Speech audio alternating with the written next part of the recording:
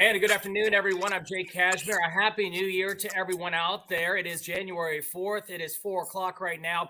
We want to welcome all our viewers and listeners on our online platforms for WPTV and WFLX. A very important topic as we hit the start button of this new year, the Omicron variant and what COVID-19 has done to this country, sort of the resurgence of COVID across America and the adjustments and the changes that are happening city after city, county after county. We want to specify locally here in Palm Beach County and along the Treasure Coast. And we want to welcome in Dr. Leslie Diaz, an infectious disease specialist with Palm Beach Gardens Medical Center. Dr. Diaz, thanks so much for joining us today to talk about this very important topic. Thank you so much for having me. I think it's a very important platform to be in, knowing the chaos that we have going on in our community. Chaos is a good word to use, Dr. Diaz. I feel like several weeks ago, this was like a wave. We got sort of mixed up into Delta. Then all of a sudden, Omicron came and it just settled in on top of us. 2 miles away from Palm Beach Gardens Medical Center is one of the testing sites for the Palm Beach County area. There are 2 lanes of traffic, 2 to 3 hour waits. It's been that way every day for testing for the last almost 3 weeks. I live right near there, so I go by it every day. Traffic is rerouted. When you see this out there and the resurgence of this, what's going through your head? Why are we seeing Omicron right now surge like this? What's different about this variant, ma'am? It is a variant that has mutated enough to make it easier to replicate itself faster. And therefore, since it replicates faster, it's more transmissible, it's more infectious. So it's out there in the community. I mean, before you would have to be in the same close room with somebody maybe for 10 minutes. You only need a couple of minutes with the Omicron variant in order for you to become significantly exposed and symptomatic. It's a very polarizing issue. You're getting comments right now on the board. I'm already seeing people, stop the fear, stop perpetuating this. But I think it's important for us to know that a discussion and a healthy discussion, no pun intended here, on this topic. I mean, there's this resurgence out there of COVID. And how do we process this, ma'am?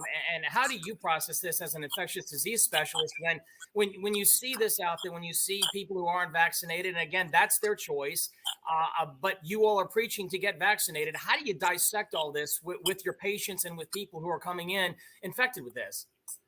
Well, that's a good topic. It's hard to do. I have to be honest with you. I called this variant the virus of inconvenience for those who are vaccinated and boosted. For those who are not vaccinated, it's a virus of who knows. You would think that most people go into the hospital, if you make it to the hospital, and come out okay, being there a little bit more lengthier than somebody who's vaccinated. And hoping that you end up on your 2 feet. But nobody knows. You can't predict it on the ones that are unvaccinated. But in turn, the ones that are vaccinated and boosted, I call it the virus of inconvenience, because it takes us into a place where it takes us out of commission and it takes us out of the workforce. And it's really an inconvenience, especially for somebody who is crucial, such as the bank teller, the gentleman that's directing traffic for the kids, or the woman that is,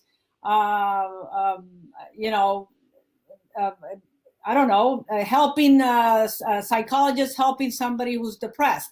So it really doesn't matter what you do. You're taken out of the workforce if you're vaccinated, and you have to be at home, and you feel miserable, but you're going to get over it.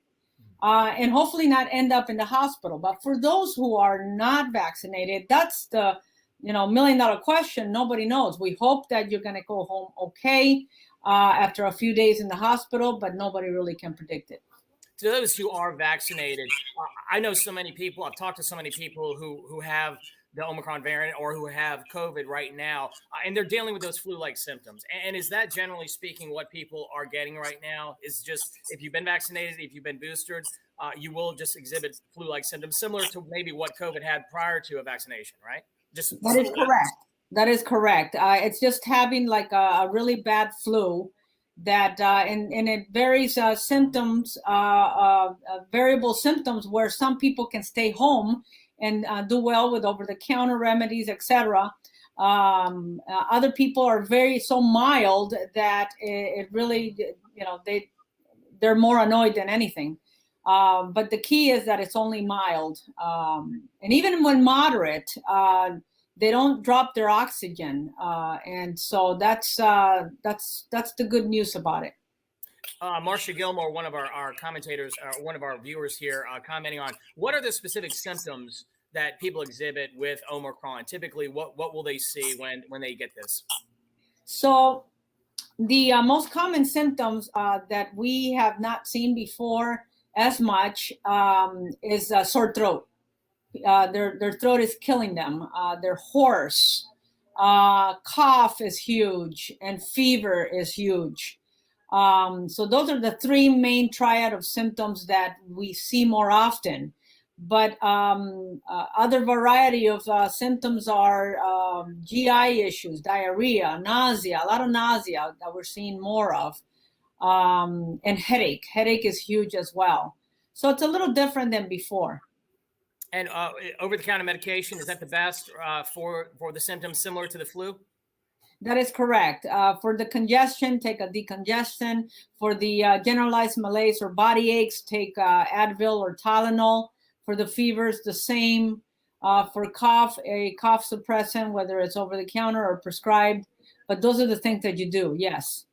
And what I understand from one ER doctor at Palm Beach Gardens Medical Center, don't go to the ER. I know she was posting a number of online conversations, I guess is the best way to put it, about people who have this and who are coming to the ER and stressing the system again. And that's something that I know is an important topic for our healthcare personnel out there. It's huge, Jay. It's huge. I mean, you go into the ER and they have really become like a testing site for symptomatic patients, unfortunately. So it's very overburdened. Some have to come in, but a lot of people go home because there's really not much to do because their oxygen doesn't drop. So those are the individuals that can be managed at home. But because they feel so miserable and they can't get tested, they want to know what's going on. So they come to the ER to do that. And it's unfortunate because it is taxing the ER system significantly. I mean, don't get me wrong, we're taxed ourselves in the hospital when they get admitted, but nowhere near the numbers of patients that we had with Delta, and certainly not the severity either. Yes, we get severe cases here and there, but it's not the common. The common as we saw with Delta, where we saw patients progress and deaths, etc. So as patients navigate through this, if someone has known to have come in contact with someone who has come down with COVID, one, what should they do at that point? And then if they come down with symptoms, what should they do at that point? Well, I think that it should be very prudent to wear a mask and distance themselves from other people until they reach the 5-day mark. If within 5 days, if you don't develop symptoms, more likely you won't. Now, if you want to wait another extra day or two and make it 7 days, that is even more cautious. But this virus replicates fast, and the window of that incubation period is shorter than the variants that we've seen before. Usually a patient comes into a significant exposure, and within 3 days they become symptomatic. So it's anywhere from 3 to 5 days. There are some outliers out there that become symptomatic within 6 or 7 days. So just to keep in mind that if you come into contact with a significant exposure, just wear a mask, distance yourself, and pay attention to your body. If you if you start getting symptoms, that's when you really have to, ideally to get tested. But with all the chaos that is occurring with the testing sites, I don't know if people can get to it, to tell you the truth. Well, picking up on where you just left off there, because of all the chaos, It was announced today Palm Beach County will receive at least 45,000 at-home COVID-19 test kits from the state. And furthermore, the county will purchase up to $500,000 worth of additional tests for us to use to help really control the environment here that we're seeing, where, for the lack of better terms, the lack of tests and the 3 to 4 hour waits that people are encountering when they go to the county testing sites. When you look at this, Dr. Diaz, where do you see sort of the fall line kind of coming down, so to speak? I mean, is there a window here where we're going to see some things start falling out, where these lines will decrease and Omicron will start to die out? Well, based on the studies that have already been done, and they're all preliminary now, that they've looked at where the Omicron variant has been already in existence, these places, it's been shown that it comes really fast and it goes really fast. I see within 2 or 3 months that we're going to start dying down significantly. And then will we see other variants come? That's a great question. As long as people are unvaccinated, the answer to that question is yes. And so with that, help me navigate this, because again, I go back to that polarizing conversation that you have. Everyone's got their opinion on this, and certainly our message board is lighting up as we speak right now. How do you think we're going to navigate this in the future, if and when Omicron does die out and another variant comes? How are we going to be able to navigate this in terms of the future to control it?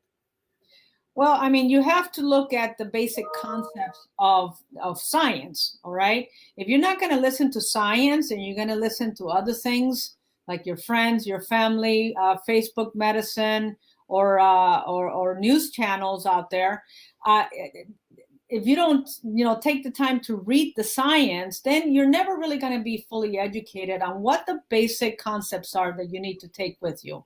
And the basic concepts is, the virus cannot mutate if it doesn't replicate. And if you put out there an environment where the virus is unable to replicate because everybody's vaccinated and the viral load is so small, if you're not going to do that, then the virus is going to always have a chance to replicate and to mutate. So that is the key. In order for the virus to die down completely or significantly, people have to get vaccinated. And there's no other weapon around this. We're going to continue doing this for a long time if we just don't get our mind in the right place and making the right choices. So, I mean, if you really think about the era of polio, okay, those people got it right. Our forefathers got it right. Everybody and their mother got vaccinated. And where do you see polio now? Nowhere. So it's one of those things that you can either do the right thing and we'll be done with this maybe in a year, or don't do the right thing, don't get vaccinated, and we're going to continue doing this. So, I mean, we have choices to make, and that's really it. As a healthcare professional, we're getting a lot of comments on the booster shots and the vaccines. Some people have vaccines. Jasna here is commenting, are we okay without boosters right now if you just have gotten vaccinated? What's your take on that? That's a great question, Jasmine. It's really the concept of vaccination has to be redefined, I think. We know for a fact that with 2 vaccines, in other words, 1 full vaccination of Moderna or Pfizer, you have really good immunity. You have much better immunity with the booster. And this really plays out in what we see in the hospital, okay? The majority of the patients are unvaccinated. There are some that are vaccinated with 2 shots. And there are very, very small numbers. I can count on my hand how many numbers I've seen of fully vaccinated with a booster that actually come in and get to go home in 3 days. And these are older individuals with comorbidities. So the answer to that question is we really have to redefine vaccination. And that should be vaccine plus boosting. That's what's going to really get us out of trouble. From a doctor's perspective right now, if a person has been vaccinated and has a booster shot, and we're dealing with everyday life right now, going to the grocery store, we're going to go travel on an airplane. What should we be thinking? Is it the face mask we should be always wearing, or what are some tips that you would give your patients in that certain situation if we want to go out and just conduct normal life, go to work, go to the grocery store? What are you telling your patients? I think you should conduct yourself with a normal life. If you are a healthy individual that is vaccinated and boosted. But I think that you are in areas where you're going to be in a more enclosed place with individuals that you don't know or that you don't know their vaccination status. I think it's prudent to go ahead and wear your mask until you're out of that environment. And until then, you should wear your mask. Should you wear your mask everywhere? No. If you're going to be going to see family that you know on a day-to-day, you have contact with them, you know they're vaccinated, you know they're boosted, there's no need to do that. But in an environment that you don't have control of, then I think it's very important to wear a mask, especially if you have underlying illnesses. Are there preventative measures people can take? I know people are, green tea, they're taking other supplements and things like that to help keep their immune system strong. Does that help in this wave that we're seeing right now? That's a naturalist way of looking at it. I have no objection with that, especially specific things like zinc and vitamin C, melaleuca and stuff like that. That's not going to hurt you. So I welcome that. To any individual that really wants to take that type of thing. But again, we need to focus on what's really, really good, and what the weapon that we have that is the best is vaccines. Among your peers and other physicians, and in the conversations that you have had over the last few weeks, as we've seen Omicron rise to the level that it has been, the lines, the pre-pandemic level lines that we're seeing at testing sites right now, what is the theme, the conversation going back and forth between physicians like yourself? Is there a common theme? Is there a message that you're really just trying to communicate to everybody from the back doors and from inside the hospitals to really try and get the word out on certain aspects of this, and messaging that may help alleviate this to a certain extent, and whenever the next one comes, if and when the next one comes, might help it not to be as pivotal? Well, I hate to sound like a broken record, but the common theme amongst us in the hospital is, why are these people not getting vaccinated? How can we get through to them more so that we can change their minds?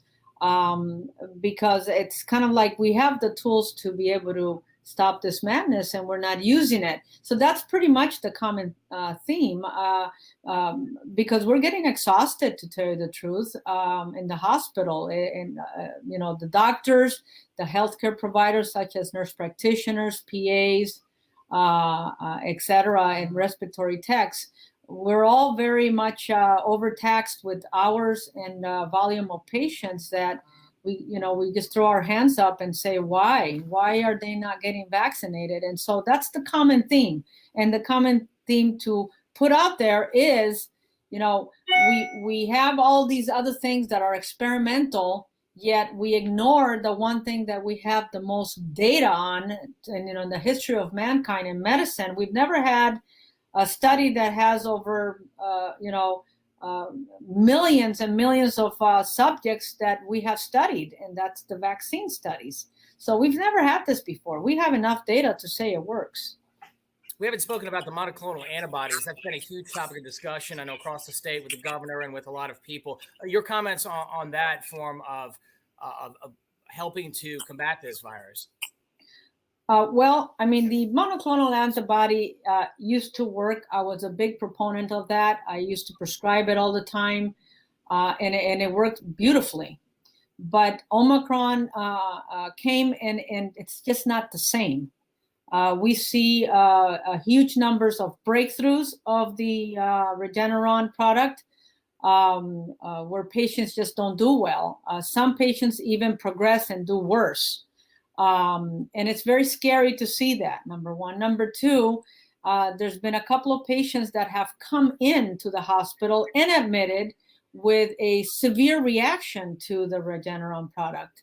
And that's also very scary. So the question is, why are you going to promote something that works maybe 20-25%, where you have the risk of progressing with this variant and or a severe drug reaction? It just doesn't make any sense to me. We kind of go with the medicines, we go with what works. And obviously, it's not panning out to work very well with Omicron variant.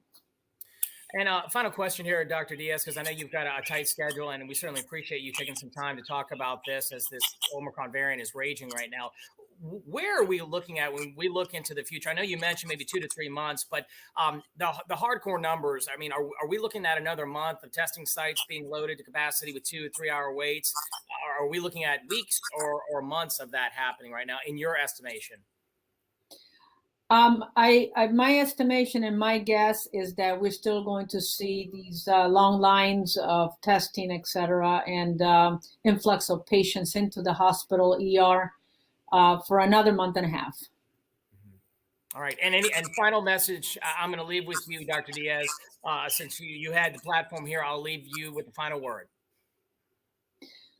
I just want to say that it's funny that when I do rounds in the computer, because what I usually do is do rounds in the computer, and then I take that with information with me and go see the patients in person, or telemedicine with the iPad. But it's funny how when I call it a pre-round. It's funny when I pre-round, I can pan out who is vaccinated and who isn't without even looking at too much information. I've been 100% accurate on this. And it's scary to see the unvaccinated have such a serious illness with a big question mark of how it's going to progress, versus the 94-year-old that was vaccinated and boosted, has a oximeter of like 98%, has very mild pneumonia, and gets to go home in 3-4 days versus 7 to 10 for the unvaccinated. So it's really scary to see that, how I can predict who's not vaccinated. So, again, I'm going to sound like a broken record, and I apologize in advance, but we need to get vaccinated. We need to, as a society, grasp the one weapon that we know works for sure, and be able to use it correctly. One final thought, because this just came to mind as you were saying that answer. Students in Palm Beach County go back to school tomorrow. Talk about students now and children and the vaccines for them. There's a lot of parents that are skeptical about that still. Your thoughts on that? And I can imagine how they must feel. The good news, though, is that children don't get as sick. The unvaccinated, I'm sure that we're going to see some cases, but the vaccinated children don't get as sick as adults. The numbers that we're going to face, I think, is yet to be determined. But there's a less of an anxiety with vaccinations in children nowadays, as far as progressive severe disease. We're probably not going to see that very much. Dr. Leslie Diaz, an infectious disease specialist at Palm Beach Gardens Medical Center. Dr. Diaz, thanks so much for taking some time out today, sharing your knowledge and expertise on this. I know you've talked to us several times, and we certainly appreciate your time now, as your time is very valuable. Thank you so much. I appreciate it. Okay. You got it. Have a great day, and happy New Year again, ma'am. And to all our Happy viewers out there who are listening in, we'll put all this stuff, all our comments, all of this on our platforms, WPTV and WFLX. We certainly appreciate all of you joining in our discussion today, and we hope to share more information on air and online throughout the rest of the week. Have a good night. Thank you.